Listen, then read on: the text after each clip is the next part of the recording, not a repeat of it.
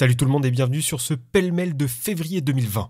Pêle-mêle, c'est quoi? C'est ce qu'on faisait dans notre vidéo d'actu sur YouTube pour évoquer vite fait tous les jeux qu'on ne traitait pas en longueur. Ça faisait alors la liaison entre la première et deuxième partie de nos vidéos. Mais cette brève s'est scindée en deux et on a décidé de parler de moins de jeux, mais plus longtemps, ce qui a fait basculer ce bon vieux pêle-mêle aux oubliettes. Jusqu'à aujourd'hui car on s'est remis à faire du podcast et ce format est devenu possible. C'est Mehdi au micro d'Indécent Podcast. Cette émission te parle d'actu JDR et ça fait putain de plaisir de refaire du podcast. Jingle!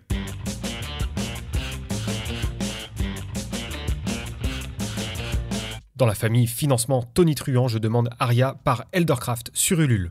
À l'heure où j'enregistre cette vidéo, plus de 230 000 € ont été récoltés sur le financement, ce qui est peu étonnant pour l'un des plus gros actual play français, Game of Thrones. Bon, on aurait pu se passer de sub du riche, sub du pauvre ou mesquine. Alors, c'est inhérent à l'émission bien sûr et c'est ce qui a permis de créer cette communauté, mais il y a quelque chose qu'on appelle private joke. Et si c'est souvent dit de manière péjorative, je trouve que ça n'est pas pour rien. Il n'empêche que c'est une private joke à 1600 personnes et plus même, ce qui en fait un très gros financement, qui remplace partiellement le vide hélas laissé par Sans Détour avec tout ce bazar autour d'aventures. D'autant qu'Eldercraft a déjà prouvé qu'il livrait plutôt vite, 8 à 9 mois pour au reste. Personnellement, le jeu m'inspire assez peu, je le trouve assez classique et l'organisation de la gamme me semble assez étrange. Pourquoi répéter un contenu sur 2 livres et ne mettre dans chaque qu'un morceau de la campagne par exemple? Et je m'interroge vraiment sur le bien fondé d'un deck de cartes à 25 €, à la place duquel un paquet de cartes Bicycle à 10-12 balles pourrait largement faire l'affaire. Mais bon, il s'agit d'un gros paquet de gens qui débarquent pour des premières parties de JDR avec ce jeu, et ça mine de rien, c'est un beau coup de force de l'éditeur. Encore sur Ulule, mais pas encore lancé, Doxa de Nova Corp semble quant à lui très prometteur. Un jeu qui viendra en financement participatif tout bientôt. Il s'agit d'un monde bordélique où les ressources ont été sucées jusqu'à la moelle par des méga corporations et où l'on joue des types qui se sont fait greffer une carte mère super badass au niveau du cœur, qui leur confère énormément de pouvoir. Et l'illustre rôle d'ennemi public numéro 1. Dans un univers à la fois cyberpunk, fantasy, avec une grosse influence manga, un ton plutôt rentre-dedans qui lui donne beaucoup de charme, des illustrations au look à la fois kitsch et bariolé qui percutent en pleine gueule, le cocktail est pour moi pour l'instant réussi. Les règles tranchantes et efficaces vont permettre de faire jouer à peu près n'importe qui à ce jeu. Le kit d'intro est disponible sur leur site web et je te conseille vraiment d'aller jeter un œil. Le jeu sera en financement le 1er mars sur Ulule et je pense que ça va vraiment valoir le coup d'œil car ça promet d'être richement jouissif. Toujours sur Ulule, mais dans l'espace du dernier millénaire, Metal Adventures de Open Sesame Games, qui reprend les éditions jeux de rôle de Matago, revient après 10 ans d'existence dans une réédition augmentée anniversaire. Alors, au programme, très peu de changements par rapport à la V1, oserais-je dire trop. Metal Adventures est l'un des plus gros succès de ces 10 dernières années, mais le monde du jeu de rôle et de l'édition jeu de rôle ont bien changé ces dernières années et je me pose une simple question, est-ce que ce jeu a encore sa place aujourd'hui? Non pas à cause de ses éventuelles qualités et de ses éventuels défauts, mais à cause du fait qu'il ne propose qu'un relissage du premier jeu. En effet, il semble que seules les règles sont légèrement réajustées et aucun signe de changement dans l'univers. Bon, je pense que pas mal de rôlistes sont sensibles malgré tout au jeu et qu'il n'est pas exclu qu'ils vivent une seconde jeunesse. Quant à moi, mon avis sur la V1 était assez négatif et vu le peu de changements pour ce reliftage qu'est cette édition augmentée, cela sera sans moi.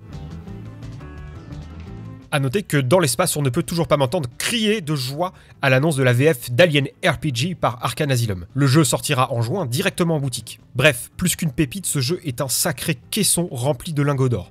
Il ne manque plus qu'à voir la VF de toute la saga de Mutant Year Zero pour me combler totalement. Car les jeux de Free Alligan, l'éditeur suédois, se doivent d'être traduits dans notre langue tellement ils déchirent. Bref, la qualité devrait être au rendez-vous chez Arkane Asylum qui prend de plus en plus de place sur le marché.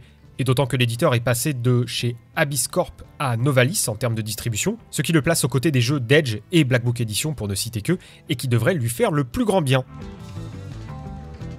En parlant de distribution, de grosses licences et d'Asmodée, on a enfin des news de la VF de Donjons & Dragons 5. Gale Force 9 a annoncé sur les réseaux sociaux il y a quelques temps, avec une communication digne de Google Trad, que la VF serait honorée par Asmodée et Novalis, tant en matière d'édition que de distribution.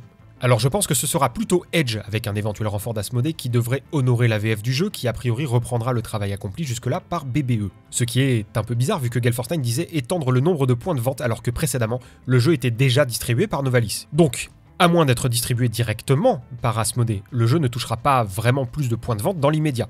Bref, la V5 du plus grand jeu de rôle du monde devrait revenir dans très peu de temps et c'est plutôt une bonne chose pour les boutiques qui ont passé une bonne partie du mois de décembre sans.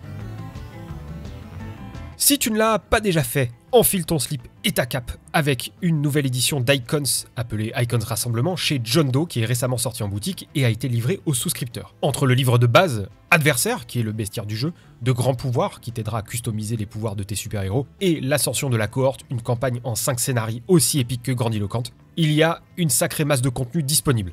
Maintenant que ceci est fait, l'éditeur va pouvoir plancher sur le très prometteur Donjon Scie et Errance, un supplément de contexte pour l'excellentissime Meute de Julien Moreau.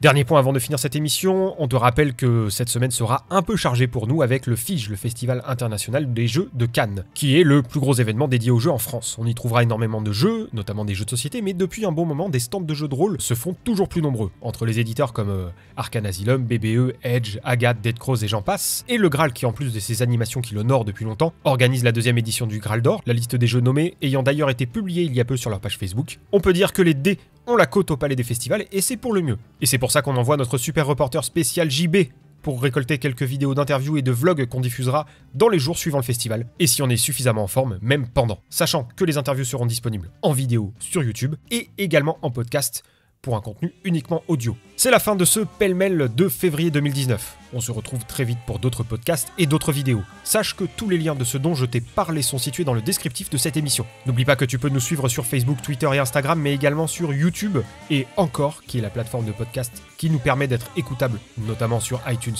et Spotify, mais aussi sur ton application de podcast préférée. C'était Mehdi au micro d'Indécent Podcast. Excellente journée, soirée ou nuit selon l'heure à laquelle tu m'écoutes.